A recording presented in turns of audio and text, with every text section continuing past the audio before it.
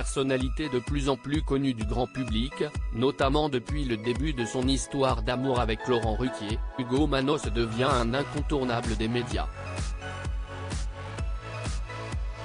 Souvent peu enclin à parler de son enfance, ce dernier a pourtant fait une exception lors d'une interview accordée à nos confrères de Public en ce mois de février 2023. Ugo Manos a commencé par parler de ses parents, une mère inspectrice des impôts et un père gérant d'une boutique de reptiles. Dès son plus jeune âge, Ugo Manos s'est tout de suite senti à part et peu adapté au système scolaire.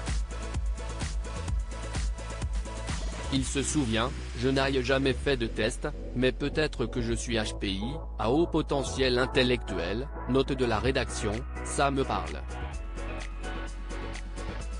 En plus, en tant que jeune homo, j'ai été mis de côté et harcelé. Je séchais la cantine pour ne pas avoir à manger seul. Je me sentais isolé, incompris et jugé. C'était l'enfer. Pour survivre, je me suis créé une armure toujours difficile à briser aujourd'hui. Ugo Manos, on m'a fait comprendre que j'étais homosexuel au fil de la discussion. Ugo Manos est revenu plus en détail sur le harcèlement qu'il a pu subir à l'école, notamment à cause de l'homophobie. La première fois, quand j'ai entendu sale PD, j'avais 6 ans.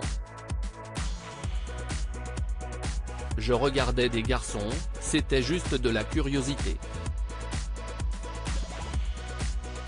Dès cet âge, on m'a fait comprendre que j'étais homosexuel.